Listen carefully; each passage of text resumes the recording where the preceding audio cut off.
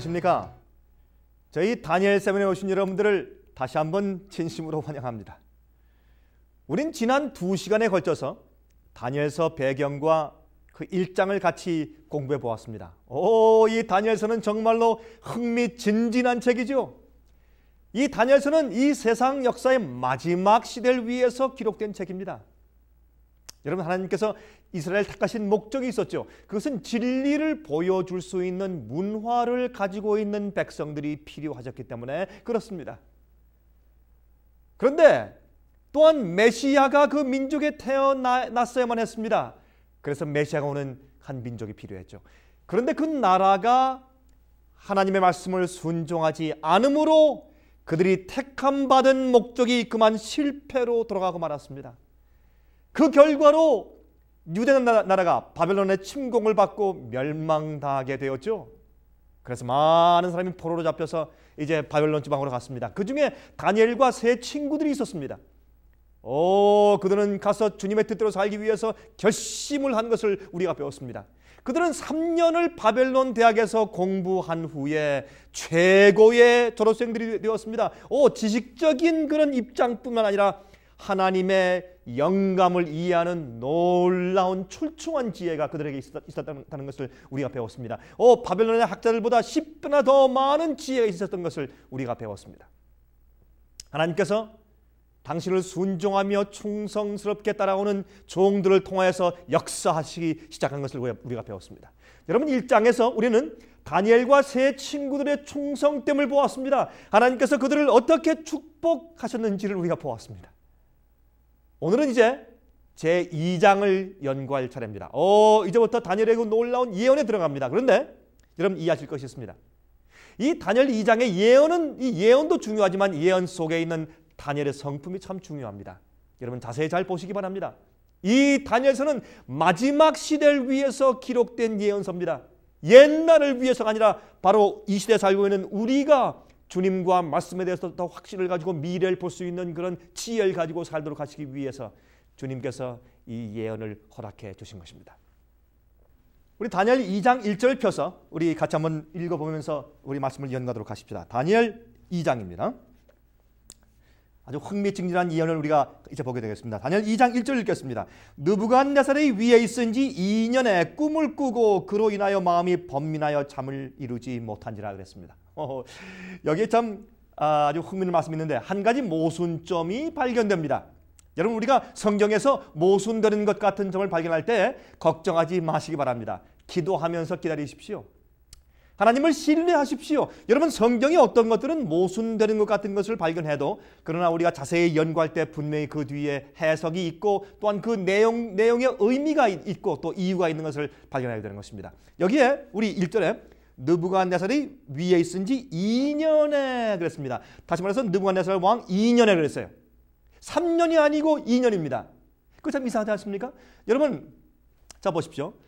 다니엘이 지금 이 포로 잡혀 간 지 얼마 동안 됐습니까? 3년 됐죠. 3년에서 그 바벨론 대학에서 3년 동안 공부했습니다. 그러면 느부갓네살 왕 3년에 해야 할 텐데 2년에 그랬습니다. 그 이유가 됐을까요?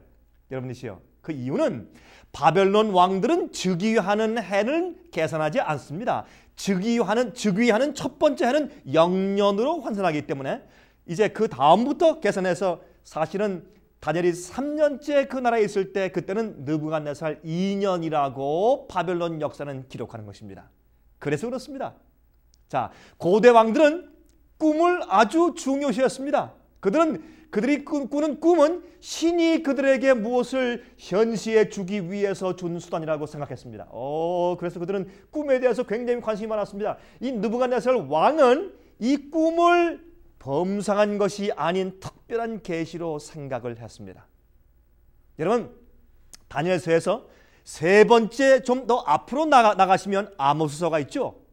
여러분, 아모스서를 보시면 거기 아모스서 3장 7절에 아모스서 3장 7절에 다음과 같은 말씀이 있습니다. 주 여호와께서는 자기의 비밀을 그 종 선지자들에게 보여주시지 아니하시고는 결코 행하심이 없으시리라 그랬습니다. 여러분, 이 세상 역사 속에 일어나는 중요한 일들을 하나님께서는 당신의 백성들에게 먼저 다 알려주시는 것입니다. 주님께서 먼저 알려주시지 않고서는 하시는 일이 없다고 성경은 말씀하고 있습니다. 여러분, 다니엘 2장은 이 세상 역사의 흐름에 대한 줄거리를 알려주신 것입니다. 여러분, 이사야 46장 9절과 10절을 보겠습니다. 이렇게 말씀되어 있어요. 너희는 옛적 일을 기억하라. 나는 하나님이라. 나 외에 다른 이가 없느니라. 나는 하나님이라.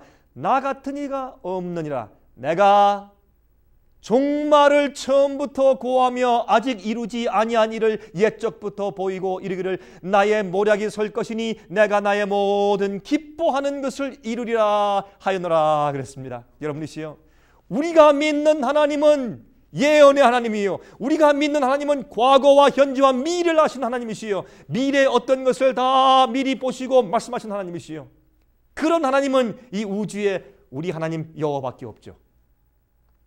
여러분, 하나님께서는 미래를 미리 보여주셨습니다. 또한 바벨론의 13 종류의 우상의 신들은 그렇게 할 수가 없었죠. 마귀는 과거와 현재만 아는 것입니다. 그래서 우리가 점을 치면은, 아니면 어떤 점성술자들은 말이죠, 우리가 과거에 있었던 일들을 자꾸 얘기해 줍니다. 마귀는 과거에 있었던 일을 알기 때문에 그렇습니다. 얘기해 주면 우리가 깜짝 놀라서 과거를 그렇게 잘 알아맞히는 것을 보면서 미래를 말해주는 것을 그냥 믿어버리는 것입니다. 여러분, 마귀는 과거와 현재만 알지 미래를 모르는 것입니다.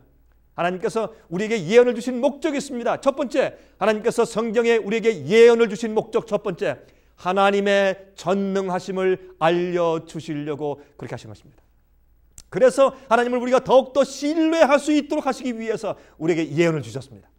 두 번째, 성경 말씀의 확실성을 알려주시기 위해서 하신 것입니다. 이 책은 그저 인간들의 작품이 아닙니다. 문학 서적도 아니고 역사책도 아닙니다. 이것은 성령께서 영감해 주신 하나님의 말씀인 것입니다. 그러므로 여러분, 이 성경 말씀을 신뢰할 수 있도록 하기 위해서 또한 예언을 주셨습니다. 세 번째, 성경 예언은 과거와 미래를 연결시켜 주는 것입니다.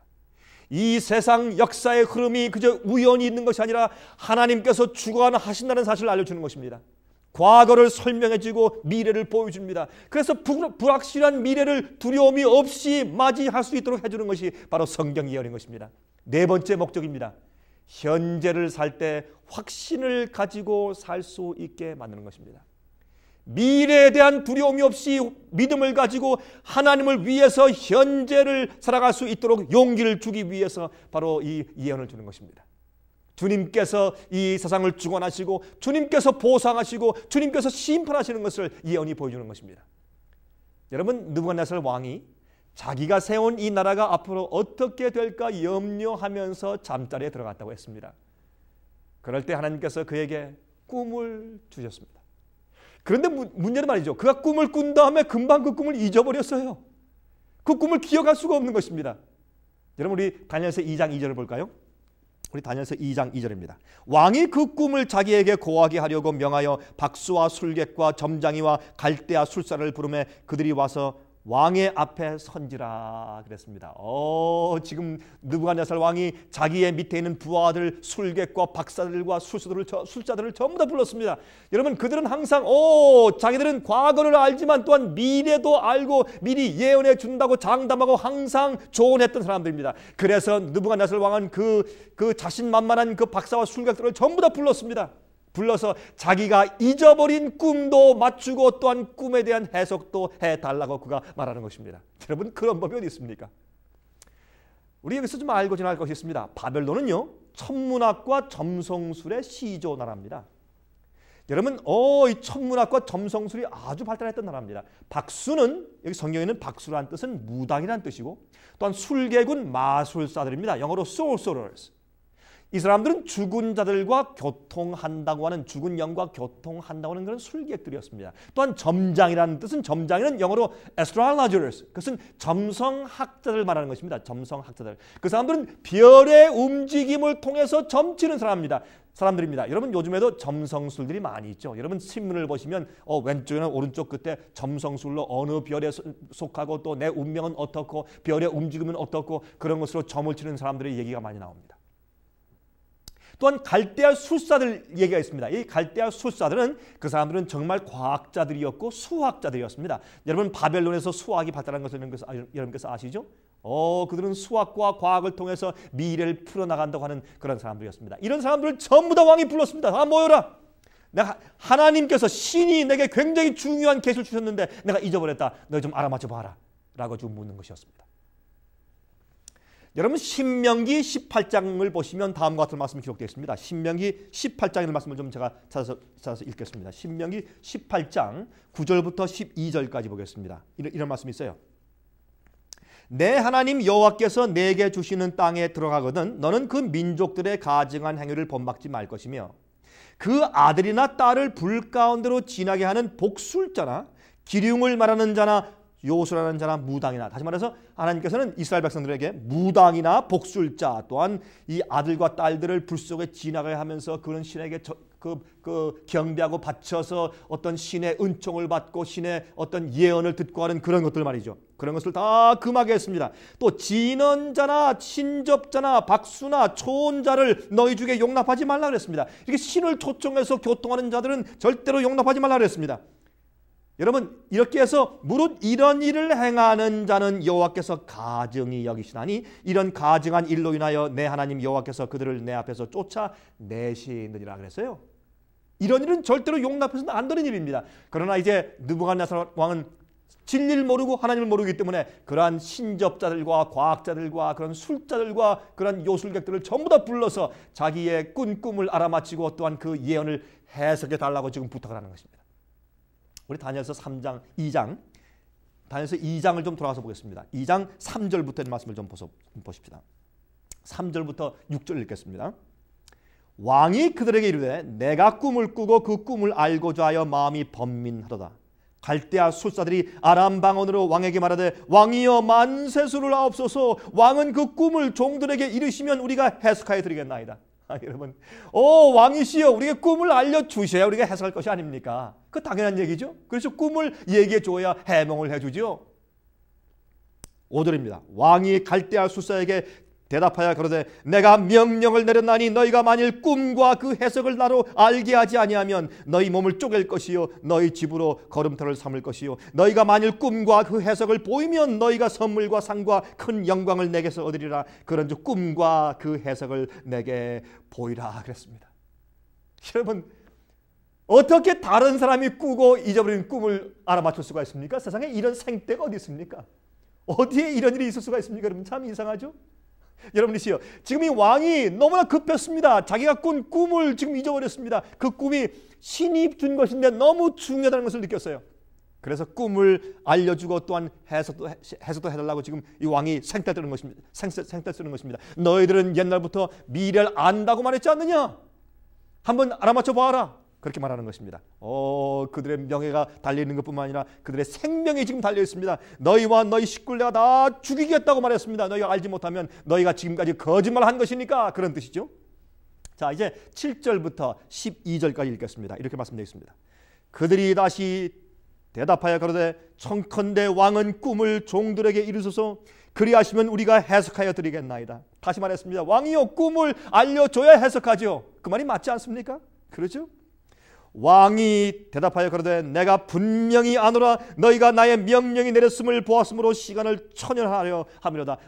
너희가 자꾸 시간을 끌어서 내 노가 가라앉기 기다리는 것이지. 너희 거짓말한 자들아 빨리 내 꿈을 알려주고 해석해라 라고 지금 이 왕이 노발대발하는 것입니다. 여러분 참 얼마나 난처합니까?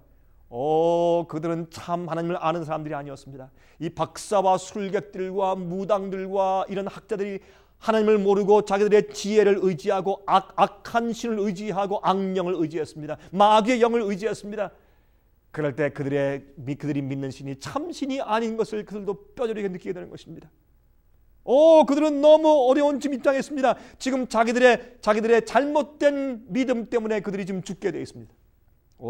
그들뿐만 아니라 그들의 온 가족이 전부 다 죽게 되고 그들의 자산은 못수되고 그들의 집은 다 이제 불태워져서 거름더미가 될 그런 입장에 처하게 되었다 그 말입니다.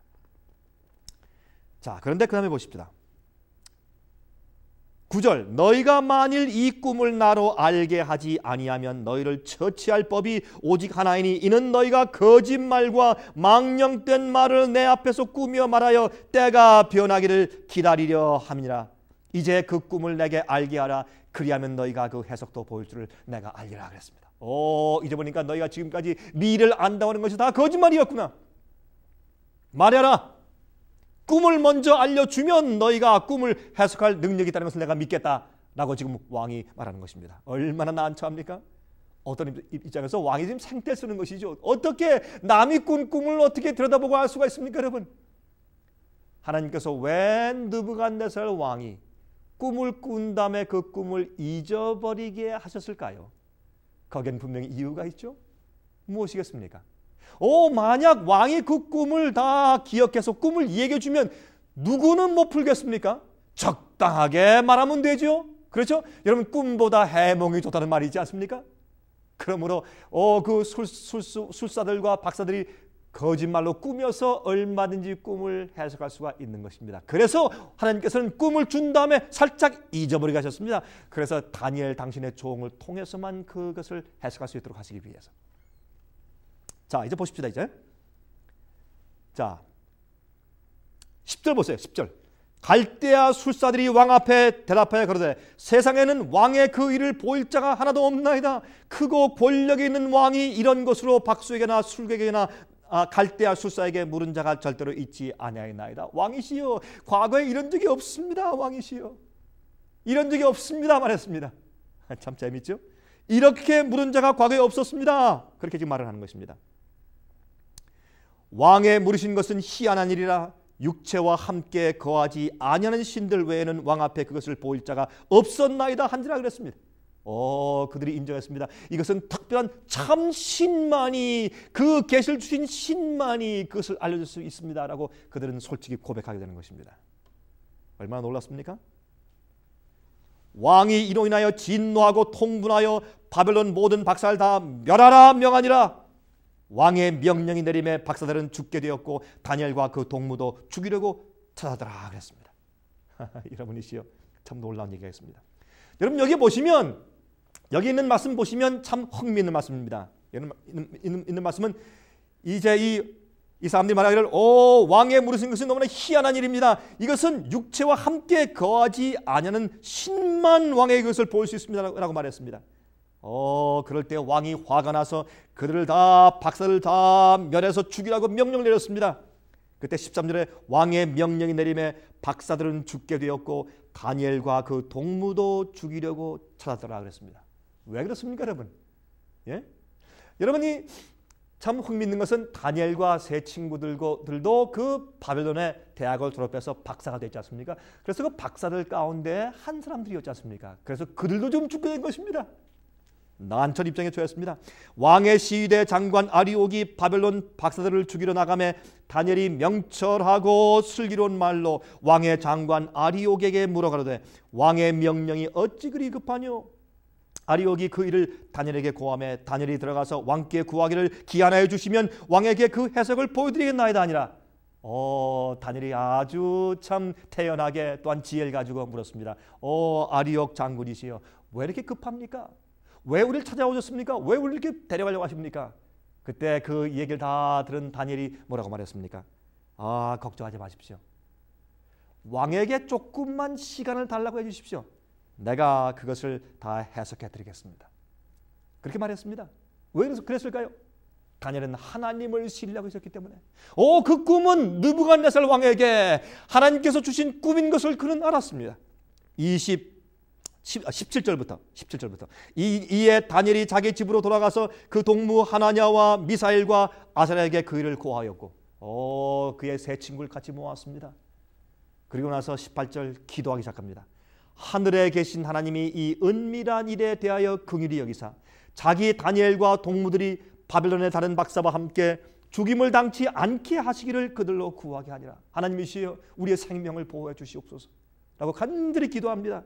그리고 주께서 이 은밀한 일에 대해서 자기들에게 알려달라고 저 앞에 기도합니다. 19절 이에 이 은밀한 것이 밤의 이상으로 다니엘에게 나타내 보임에 다니엘이 하늘에 계신 하나님을 찬송하니라. 하나님께서 느부갓네살 왕에게 주셨던 그 꿈을 다니엘에게 주시고 또한 그 해석을 보여주셨습니다. 얼마나 놀라운 일입니까? 이렇게 해서 다니엘과 세 친구는 주님의 이름을 찬송합니다. 찬양합니다. 20절 다니엘이 말하여 가로되 영원 무궁히 하나님의 이름을 찬송할 것은 지혜와 권능이 그에게 있음이로다. 그는 때와 기한을 변하시며 왕들을 패하시고 왕들을 세우시며 지혜자에게 지혜를 주시고 지식자에게 총명을 주시는도다 그랬습니다. 자 보십시오. 그는 깊고 은밀한 일을 나타내시고 어두운 데 있는 것을 아시며 또 빛이 그와 함께 있도다. 나의 열주 하나님이여 주께서 이제 내게 지혜와 능력을 주시고 우리가 주께 구한 바 이를 내게 알게 하셨사오니 내가 주께 감사하고 주를 찬양하나이다. 곧 주께서 왕의 그 일을 내게 보이셨나이다 하니라 그랬습니다. 얼마나 아름다운 이야기입니까? 여러분, 그런데 여기에 또 한 가지 아름다운 사건이 있습니다. 그것은 뭐냐면 이 다니엘이 그 나라 바벨론 나라에 있던 박수들과 술객들과 박사들에게 취한 그의 아름다운 성품입니다. 그 성품이 24절 가운데 기록되어 있습니다. 한번 보십시다. 이에 다니엘이 왕이 바벨론 박사들을 멸하라 명한 아리옥에게로 가서 이름에 그에게 이같이 이르되 바벨론 박사들을 멸하지 말고 나를 왕의 앞으로 인도하라. 그리하면 내가 그 해석을 왕께 보여드리리라 그랬습니다. 얼마나 아름다운 얘기입니까? 여러분, 얼마나 그 바벨론의 박사들과 술객들이 그를 모함했을까요?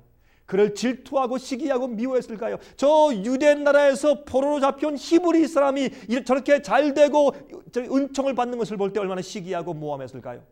얼마나 그를 미워했을까요? 그래서 그를 얼마나 괴롭혔을까요? 놀리고. 그러나 다니엘은 그들을 복수하지 않았습니다. 그들이 어려움 가운데 처해서 죽게 되었을 때 다니엘은 장군에게 부탁하기를 왕에게 부탁해서 그들을 죽이지 말고 왕의 노를 푸시라고 부탁을 했습니다. 얼마나 아름다운 성품입니까? 복수하지 않는 성품. 이것이 예수 그리스도의 마음이 아니고 무엇이겠습니까? 다니엘이 하나님께로부터 계시를 받고 그러한 지혜와 능력이 있었던 이유는 그의 마음 가운데 하나님의 성품이 있었기 때문에 그렇습니다. 원수를 용서하는 마음. 여러분들이시여, 예수께서 십자가에 돌아가실 때 어떻게 했습니까? 아버지시여 저들을 용서해 주시옵소서. 저들이 하는 것을 알지 못하기 때문에 그렇습니다.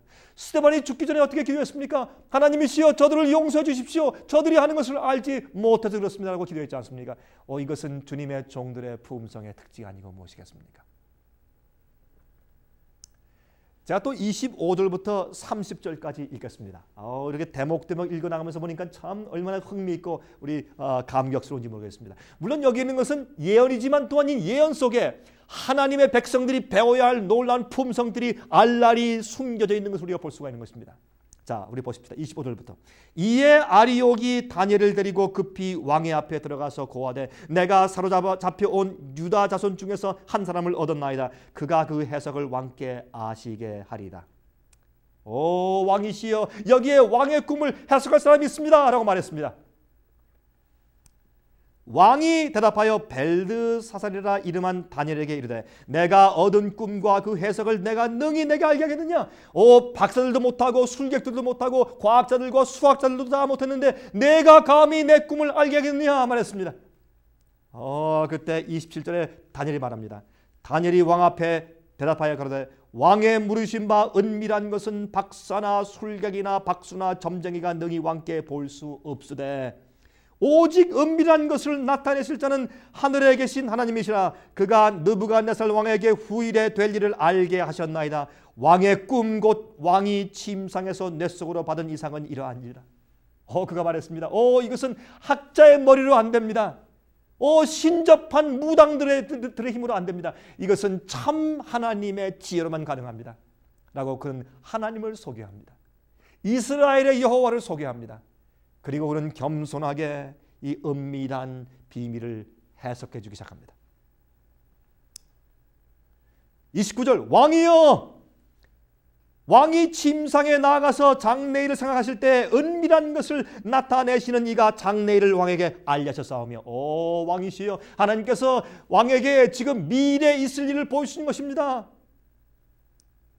30절 내게 이 은밀한 것을 나타내시면 내 지혜가 다른 인생보다 나은 것이 아니라 오직 그 해석을 왕에게 알려서 왕의 마음으로 생각하는 것을 왕으로 알게 하려 하심이니이다. 다니엘은 겸손했습니다. 보통 사람 같으면 얼마나 자랑했겠습니까? 얼마나 오만하고 얼마나 자신만만한 태도로 말했겠습니까? 그러나 다니엘은 하나님을 의지했습니다. 주 앞에만 영광 돌리고 주님만 존경케 하는 것이 그의 생애의 목적이었습니다. 그래서 다니엘은 겸손하게 말했습니다. 이것은 하나님께서 하신 일입니다. 내가 한 일이 아닙니다. 그리고 이제 말합니다. 31절. 왕이시여, 왕이 한 큰 신상을 보셨나이다. 그 신상이 왕의 앞에 섰는데 크고 광채가 특심하며 그 모양이 심히 두려우니 그 우상의 머리는 정금이요 가슴과 팔들은 은이요 배와 넓적다리는 노시요 그 종아리는 철이요 그 발은 얼마는 철이요 얼마는 진흙이었나이다. 또 왕이 보신즉 사람의 손으로 하지 아니하고 뜨인 돌이 신상의 철과 진흙의 발을 쳐서 부서뜨리매 때에 철과 진흙과 놋과 은과 금이 다 부서져 여름 타작마당에 겨같이 되어 바람에 불려 간 곳이 없었고 우상을 친 돌은 태산을 이루어 온 세계에 가득하였었나이다. 그랬습니다. 여러분 얼마나 놀라운 얘기입니까? 이 얘기를 듣고 나서 아마 이 느부갓네살 왕은 무릎을 쳤을 겁니다. 맞다, 다니엘아, 내 말이 맞다. 참 놀랐다. 그래, 이 꿈의 뜻이 무엇이냐? 그래 말한 것입니다. 이것은 하나님께서만이 할 수 있는 놀라운 그런 지혜의 일이었습니다. 그때 다니엘이 이제 꿈에 대해서 해석을 해나갑니다. 그 말씀이 36절부터 43절까지 있습니다. 우리 한번 보십시다. 얼마나 흥미있는 얘기인지 한번 보십시다. 자, 36절부터 43절까지 어떻게 해석하는 가 좀 보십시다. 그 꿈이 이러한즉 내가 이제 그 해석을 왕 앞에 진술하리라. 왕이여, 왕은 열왕의 왕이시라. 하늘의 하나님이 나라와 권세와 능력과 영광을 왕에게 주셨고 인생들과 들짐승과 공중의 새들 어느 곳에 있는 것을 물어나고 그것들을 왕의 손에 붙이사 다 다스리게 하셨으니 왕은 곧 그 금머리니이다. 그랬습니다. 여러분이시여, 그런 말했습니다. 왕이시여, 왕이 가진 그 영광과 모든 권세는 하늘에 계신 하나님께로부터 온 것입니다. 그러므로 주의하십시오. 선하게 사용하십시오. 온 만국을 다스릴 때 하나님께 영광 돌리게 통치하십시오. 그렇게 지금 충고하는 것입니다. 그리고 말하기를 그 큰 신상을 보았는데, 큰 신상을 꿈에서 보았는데 그 큰 신상이 있는데 머리는 금이고 가슴과 팔은 은이고 그 다음에 이 배와 허벅지는 동이고 두 다리는 철이고 또한 발은 철과 진흙이 섞여 있었습니다. 그런데 사람의 손으로 만들지 않은 한 돌이 뜨인 돌이 날라와서 어디를 쳤습니까? 머리를 쳤습니까? 아닙니다. 배를 쳤습니까? 아닙니다. 발을 쳐서 무너뜨림에 다 산산조각 나서 바람에 불려서 다 날아가 버리고 뜨인 돌의 나라가 세상을 꽉 채웠습니다. 그것이 이제 꿈이었죠. 그 해석을 설명하면서 왕이시여, 왕이 바로 그 금머리입니다 그랬습니다. 여러분이시여, 바벨론 나라는, 고대 바벨론은 BC 605년부터 539년 BC까지 605년부터 539년 BC까지 존재했던 막강한 나라였습니다. 온 세계를 지배하는 제국이었습니다. 여러분, 그 나라는 유프라데스 강 위에 세워져 있었고 그 성 안에는 20년 동안 먹을 양식을 저장할 수 있는 창고가 있었다고 했습니다. 놀라운 나라죠. 또한 성벽이 299피트의 높이입니다. 299피트의 높이였습니다. 성벽이 얼마나 높았습니까? 또한 그 성의 둘레가 60마일의 둘레였다고 했습니다. 크고 막강한 그런 성이었습니다. 난공불락의 성이었죠. 여러분, 그래서 예레미야서 51장 7절에 말씀하기를 바벨론은 여호와의 수중에 온 세계로 취케 하는 금잔이라고 그랬어요. 금잔. 여러분, 그 당시에 있는 사건들을, 특별히 그 이락이죠. 지금 그 이락의 밑에 남부 이락에 가서 고고학자들이 파보면 거기에 옛날 바벨론의 그 성들이 나오는데 거기 가면 바벨론에서 금을 참 많이 사용했던 것을 그들이 발견할 수 있다는 것입니다. 그래서 바벨론 나라는 금으로 상징됐습니다. 머리로. 여러분, 그런데 보세요. 이 신상의 가치가 금, 은, 동, 철, 또 철과 진흙이죠. 그래서 금속의 가치는 점점 떨어지지만은 금속의 강도는요, 점점 더 강해지죠. 금보다 은이 더 강하고 또 은보다 동이 더 강하고 동보다 철이 더 강도는 더 강하죠. 물론 그 가치는 떨어지지만은. 무슨 뜻입니까? 각 제국들이 바뀌면서 그 부는 내려갈지 모르지만은 군사적인 그 힘은 점점 더 강력해질 것을 하나님께서 지혜로 그렇게 보여주신 것입니다. 여러분, 두 번째 제국은 무엇입니까? 첫 번째는 첫 번째는 금나라 바벨론이었죠. 두 번째는요, 메데 페르시아 동맹국이었습니다. 여러분, 고레스가 와서 페르시아 나라가 와서 바벨론을 쳐서 정복했죠. 그것은 539년부터 331년 BC까지 있었던 강력한 나라였습니다. 메데와 페르시아가 동맹했죠. 여러분, 저 신상을 보시면 두 팔이 있지 않습니까? 두 팔을 이렇게 손으로 이제 안고 있는 모습이 우리가 상상할 수가 있는 것입니다. 그래서 메데와 페르시아 두 나라가 동맹해서 바벨론을 쳐서 이겨서 은나라가 된 것입니다. 두 번째 제국입니다. 세 번째 제국은 무엇입니까? 동으로 되었죠. 동나라. 그것은 헬라였습니다. 헬라. 그것은 331년부터 168년 BC까지 존재했던 나라였습니다. 우리가 잘 아는 헬라의 누굽니까? 알렉산더 대왕 아시죠? 가장 빠르게 세상을 정복했던 나라. 그 나라가 동으로 무기를 만들고 칼을 만들고 또한 방패를 만든 나라로서 유명하고, 또한 이 말이 끄는 마차를 만들 때 동으로 마차를 만들기 시작한 나라로서 유명했습니다. 그래서 그 나라를 동으로 표현했습니다. 얼마나 놀라운 주님의 지혜입니까? 이 세상의 역사의 흐름의 줄거리를 주님께서 한 모습으로 만화처럼 정확하게 보여주었습니다. 간단하지만은 너무 정확하게 주님께서 이 세상 역사의 줄거리를 보여주신 것이 아니고 무엇이겠습니까? 네 번째 제국 로마. 철이죠? 여러분, 두 다리가 철이지 않습니까? 여러분, 이 로마가 동로마와 서로마로 나중에 나뉘어졌지 않습니까? 이 다리가 두 개 있는 것처럼. 그것은 168년 BC부터 351년 AD까지 긴 기간 동안에 거의 한 500년 동안에 걸쳐서 좀 성공적인 사례를 알려줬던 놀라운 나라였습니다. 철처럼 짓밟고 물어뜯고 하는 아주 강력한 군대가 가진 나라였죠. 여러분, 예수께서도 로마 군인들의 철못에 의해서 십자가에 못 박혀 돌아가셨죠. 이것이 네 번째 제국입니다. 철의 나라입니다. 이 놀라운 얘기를 성경은 이렇게 자세하고 간단하게 예언으로 기록하고 있는 것입니다. 여러분, 역사가 에드워드 기본스는 다음과 같이 말했다고 했습니다. 역사가 에드워드 기본스는 그의 책 로마 제국의 쇠퇴와 멸망, 로마 제국의 쇠퇴와 멸망이라는 책에서 다음과 같이 기록했습니다. 로마 제국은 세상을 가득 채웠고 그 제국은 단 한 사람의 손 안에서 움직여왔다. 시저를 대항하는 것은 불가능한 일이었다. 도망하는 일도 불가능하였다. 로마 제국의 군대는 무적이었으며 항상 전쟁에서 승리하였고 유프라테스 강과 다뉴브 강과 라인 강들을 따라 차례대로 신속히 정복해 나아갔다. 금과 은과 동과 철의 상징들은 철의 제국에 의하여 무참히 부수어진 나라들과 왕들을 상징하기에 아주 적합하다 그랬습니다. 다시 말해서 이 기본스 역사가도 다니엘서 2장의 예언을 흥미있게 그가 받아들인 사실을 우리가 볼 수가 있습니다. 그런데 여러분, 여기에 있는 이 예언에 의하면 다섯 번째 제국은 없습니다. 네 번째 제국이 열왕국으로 갈려집니다. 참 이상하죠? 우리 같으면 네 번째 왕국 다음에 또 다섯 번째 제국은 이렇게 예언했을 텐데, 여기 성경은 말하기를 네 번째 제국 이후에 다섯 번째 제국은 없다고요. 다섯 번째 제국은 없고 네 번째 제국이 열 나라로 갈라져서 진흙과 철이 섞인 것처럼 될 것이라고. 무슨 뜻입니까? 어떤 나라는 강하고 철처럼, 어떤 나라는 진흙처럼 약하고, 그래서 강한 나라와 약한 나라가 서로 어울려서 합쳐져서 살고 있는 열국 시대가 될 것이라고 성경은 예언한 것입니다. 얼마나 놀라운 예언입니까, 여러분? 성경은 이 세상 역사의 흐름을 이렇게 정확하게 파헤쳐서 우리에게 이미 설명해 주었습니다. 여러분, 331년 AD 이후부터 로마 나라가 열국으로 분열된 이후부터 지금까지 로마 제국은 분열되어 있는 채로 지금까지 존재하고 있습니다. 하나님께서 더 이상 합치지 못할 것이라고 그랬습니다. 얼마나 놀랍습니까? 주의 예언은 한 번도 어겨진 바가 없습니다. 주의 예언은 잘못된 바가 없습니다. 여러분, 기억하십시오. 이것은 하나님의 지혜로 우리가 주신 그런 예언인 것입니다. 참 놀랍지 않습니까?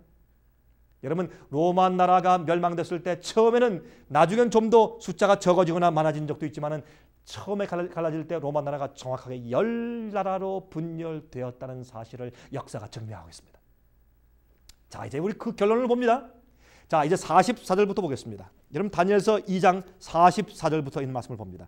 여기에 참 놀라운 결론을 우리가 볼 수가 있습니다. 이렇게 지금 설명합니다. 다니엘이 이 열왕의 때에 하늘의 하나님이 한 나라를 세우시리니, 여기 보십시다.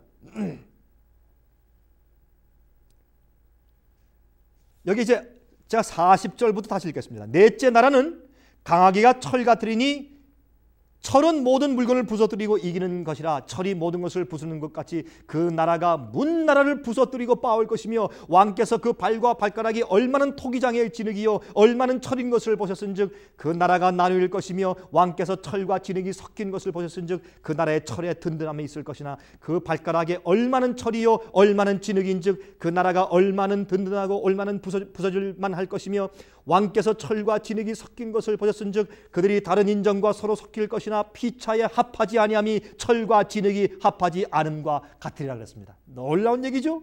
얼마나 정확하게 맞습니까? 44절 이 열왕의 때 하늘의 하나님이 한 나라를 세우시리니 이것은 영원히 망하지도 아니할 것이요 또 국권이 다른 백성에게로 돌아가지도 아니할 것이요 도리어 이 모든 나라를 쳐서 멸하고 영원히 설 것이라 그랬습니다.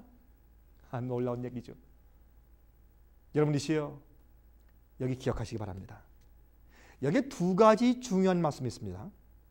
43절 보시면 왕께서 철과 진흙이 섞인 것을 보셨은즉 그들이 다른 인정과 서로 섞일 것이 피차에 합하지 아니함이 철과 진흙이 합하지 않음과 같으리라 그랬습니다. 여러분이시여 절대로 이들이 합치지 못할 것을 말했습니다. 무슨 뜻입니까? 여러분 유럽이 지금 서부 유럽 나라들이 바로 로마 나라가 열국으로 갈라진 다음에 생긴 나라들이죠. 성경은 말하기를 그 나라들이 다시는 합쳐지지 않을 것이라 했습니다. 강한 나라와 약한 나라가 같이 합치지 못하고 분열된 상태에서 끝까지 갈 것이라고 말씀했습니다. 여러분 기억해 보십시오. 여러분 이 신성 로마 제국을 통해서 유럽 대륙을 합치려고 했은 적이 있었죠. 그렇죠? 또 여러분 독일의 카이젤 황제가 어떻게 했습니까? 유럽을 통일하려고 했었죠. 또 누가요? 히틀러가요. 그렇죠? 나폴레옹이요. 그러나 그들이 그렇게 애쓸 때마다 번번이 실패했습니다. 왜? 성경이 말하기를 그들이 절대로 다시 합치지 못할 것이라고 말했습니다. 여러분 또 기억하십시오. 그들이 인종을 서로 섞일 것이나 피차 합치지 못할 것이라고 했습니다. 여러분 유럽에 가시면요 재밌는 것은 말이죠. 각 나라마다 전부 다 친척이에요. 영국, 스페인, 불란서, 이태리, 독일, 덴마크, 네덜란드 전부 다 해서 전부 다 유럽에 있는 왕가들이 전부 다 친척입니다. 서로 아들과 딸들, 왕자들과 공주를 주고받았기 때문에 말입니다. 그렇게 해서 어떤 왕궁에 가면 말이죠. 족벌 보면 이 온 나라가 전부 다 합쳤어요. 다 그렇게 인종이 서로 아들과 딸들을 주고받으면서 서로 인종이 섞일 것이나 그러나 그들은 다시 합쳐지지 않을 것이라고 성경은 말했습니다. 얼마나 놀라운 얘기입니까 여러분. 이 예언이 얼마나 정확하게 성취되어 왔습니까? 성경은 항상 정확한 것입니다. 여러분 주의 말씀과 예언을 확신하시고 신뢰하시기 바랍니다. 여러분 세상의 학자들 믿지 말고 성경의 예언을 믿으시기 바랍니다. 여러분 이렇게 정확하게 성취된 예언이 이렇게 말씀하겠습니다. 이 열왕의 때에 하늘의 하나님이 한 나라를 세우시리니 이것은 영원히 망하지도 아니할 것이요 그 국권이 다른 백성에게로 돌아가지도 아니할 것이요 도리어 이 모든 나라를 쳐서 멸하고 영원히 설 것이라. 왕이 사람의 손으로 아니하고 산에서 뜨인 돌이 이게 무슨 말입니까? 사람의 손으로 만들지 아니한 뜨인 돌, 공주에서 오는 돌, 이것은 예수 그리스도의 재림을 상징했습니다. 하나님의 왕국을 상징했습니다. 예수께서 이 땅을 이제 다시 주님의 왕국으로 만들기 위해서 이 땅에 다시 오시는 것입니다. 주님께서 구원을 베푸신 일이 끝났습니다. 의인들이 준비되었습니다. 예수님 하나님의 어린 양의 신부가 준비되었습니다. 그래서 이 땅의 역사가 끝날 것입니다. 이 땅의 왕들의 실력이 끝날 것입니다. 각 나라의 국권이 끝날 것입니다. 개인들의 부자들의 욕망이 끝날 것입니다. 세상의 욕심들이 끝날 것입니다. 세상의 장래를 향한 꿈들이 끝날 것입니다. 하루아침에 갑자기 끝날 것입니다. 그리고 예수께서 이 땅에 재림하실 것입니다. 천천만만 천사를 대동하고 이 땅에 오실 것입니다. 여러분 기억하십시오. 그때 여러분들은 어디에 계실 것입니까? 여러분 이 놀라운 시대에 주님께서 한 나라를 이 땅에 세우실 텐데 사람의 손으로 만들지 아니한 돌의 나라, 예수 그리스도의 재림입니다. 예수께서 이 땅에 오셔서 이 땅에서 세상을 다시 주님께서 다시 재창조하시는 것입니다. 하나님의 왕국을 만드시는 것입니다. 의인들만 살 수 있는 곳, 주의 계명을 지키는 마음을 가진 의인들만 살 수 있는 아름다운 곳으로 만드시는 것입니다. 거기는 더 이상 죽음이 없습니다. 슬픔이 없습니다. 이별이 없습니다. 범죄함이 없습니다. 거기에는 두려워할 것이 없습니다. 거기는 안전한 곳입니다. 거기는 병이 없습니다. 주님께서 이 세상 역사를 끝내실 것입니다. 이 세상 역사는 이런 식으로 계속해서 갈 수가 없는 것입니다. 주님께서 오셔서 그것을 중지시키고 끝내셔야 합니다. 우리는 그래서 주님이시여 어서 속히 오시라고 기도하는 것입니다. 우리의 유일한 소망은 예수 그리스도의 재림입니다. 여러분의 가장 중요한 소망은 오늘 무엇입니까? 여러분, 제 말씀을 오늘 들으시는 분들 가운데서 마음 가운데 가장 큰 소망은 무엇입니까? 세상입니까? 오는 하나님의 왕국입니까? 여러분 회개하시기 바랍니다. 여러분 이렇게 해서 주님께서 이 땅에 오셔서 새로운 왕국을 세우실 것을 여기 설명했습니다. 그 다음에 이렇게 말했습니다. 46절부터 이에 느부갓네살 왕이 엎드려 다니엘에게 전하고 명하여 예물과 향품을 그에게 드리게 하니라. 왕이 대답하여 다니엘에게 이르되 너희 하나님은 참으로 모든 신의 신이시요 모든 왕의 주제시로다. 내가 능히 이 은밀한 것을 나타내었으니 내 하나님은 또 은밀한 것을 나타내시는 자시로다. 여러분 누가 이겼습니까? 정복한 느부갓네살 왕이 이겼습니까? 아니면 정복당한 다니엘이 이겼습니까?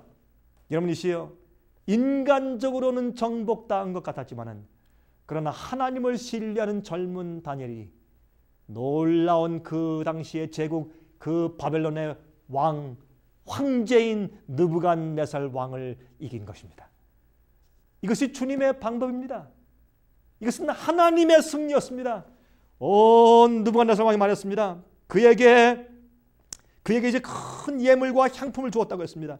그리고 다니엘에게 절했다 그랬습니다. 그 왕이 내려와서 그 다니엘의 그 꿈과 해석을 들은 다음에 너무 감동을 받고 너희 하나님은 참으로 놀라운 하나님이구나. 깜짝 놀랐습니다. 그는.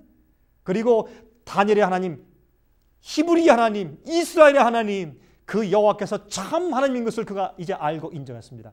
그리고 황제가 만조 백관들이 보고 부하들이 보는 앞에서 내려와서 그만 땅에 엎드려서 이 젊은 다니엘에게 넙죽 절하는 것입니다. 황제가 얼마나 통쾌한 일입니까? 하나님의 승리입니다. 여러분, 제국의 황제에게 하나님께서 이 세상을 다스리는 자가 세상 나라들의 왕이 아니라 하나님이시라는 사실을 알려주신 것입니다. 여러분, 사람의 손으로 만들지 아니한 뜨인 돌, 인간 나라가 아닌 예수님의 재림이 이 땅에 오는 것입니다. 하나님의 왕국이 임하는 것입니다. 여러분이 보십시오. 그때 그런 말했습니다. 느부갓네살 왕은 너희의 하나님이 참으로 신 중의 신이시요 모든 왕의 주제시로다. 내가 능히 이 은밀한 것을 나타내었으니 내 하나님은 또 은밀한 것을 나타내시는 자시로다. 라고 해서 하나님을 그가 알고 깨닫게 되었습니다. 이 하나님께서는 이런 예언을 그 느부갓네살 왕에게 주심으로 하나님께서는 드디어 온 제국의 황제의 것을 알게 하심으로 그를 믿는 자로 만드시는 것이었습니다. 이때부터 느부갓네살은 하나님을 두려워하는 자가 되었습니다. 이스라엘 하나님을 믿는 자가 되었습니다. 그리고 48절부터 이렇게 말했습니다. 왕이 이에 다니엘을 높여서 귀한 선물을 많이 주며 세워 바벨론 도를 다스리게 하며 또 바벨론 모든 박사의 어른을 삼았으며 왕이 또 다니엘의 청구대로 사드락과 메삭과 아벤누고를 세워 바벨론 도의 일을 다스리게 하였고 다니엘은 왕궁에 있었더라. 다니엘이 그 큰 제국의 국무총리가 되었습니다. 그 다음부터 다니엘은 외국의 사신들과 모든 이 전 세계의 사람들에게 하나님의 진리를 가지고 얼마나 큰 영향력을 미쳤는지 모릅니다. 그래서 이 바벨론 당시에 다니엘과 세 친구 때문에 히브리의 하나님의 진리가 온 세상에 퍼졌습니다. 그래서 외국에 있는 나라들이 두려워서 바로 이 유대 사람들의 그 종교가 들어오니까 두려워서 자기 나라의 이 종교를 만들기 위해서 애썼습니다. 그래서 조로아스터교가 생기고 이 다른 여러 가지 종교들이 생기게 된 것입니다. 여러분들이시여, 기억하십시오. 하나님은 살아계십니다. 이 단순한 예언을 봐도 주께서 살아계신 것을 알 수가 있습니다. 이래서 주님께서 이 이유 때문에 바벨론의 왕에게 이 계시를 주신 것입니다. 이렇게 해서 느부갓네살 왕이 대신해서 하나님에 대한 진리를 세상에 다 전파해 주었습니다. 얼마나 효과적인 전도입니까? 우리가 주님을 신뢰하고 주님의 지혜로 가득 찰 때 다른 사람들이 우리의 성품을 보고 감동을 받아서 다른 사람들에게 우리의 하나님에 대해서 얘기해 주는 것이 참된 전도가 아니겠습니까? 여러분이시여, 얼마나 좋은 말씀입니까? 오늘은 우리가 2장을 공부했습니다. 그런데 3장에 가면 말이죠, 이 왕이 마음이 잠깐 바뀝니다. 놀라운 일이 생깁니다. 핍박이 옵니다. 우리가 참으로 놀라운 또 예언을 3장에서 배울 수 있겠습니다. 자, 다음 시간에 놀라운 3장을 같이 연구하면서 여러분을 찾아뵙겠습니다. 자, 다음 시간 다시 뵙겠습니다. 안녕히 계십시오. 은혜 많이 받으셨습니까? 생애의 빛은 각종 미디어, 즉 출판물, 텔레비전, DVD, CD, 그리고 웹사이트를 통하여 복음을 전하는 미디어 선교 기관입니다. 생애의 빛 선교 사업에 대해서 좀 더 자세하게 알기 원하시는 분들은 웹사이트 www.sostv.net를 방문하시기 바랍니다. 생애의 빛 웹사이트에는 지금까지 나온 모든 월간지와 DVD, 텔레비전 방송물들을 누구나 무료로 보실 수 있도록 준비되어 있습니다. 지금까지 소개해드린 생애의 빛 선교 교재 중에서 원하시는 책자나 DVD가 있으시면 무료 전화 1-877-704-1004번 1-877-704-1004번으로 신청하여 주시기 바랍니다. 미국 동부 시간으로 월요일부터 금요일까지 9시에서 5시 사이에 전화해 주시면 감사하겠습니다. 그럼 다음 시간까지 안녕히 계십시오.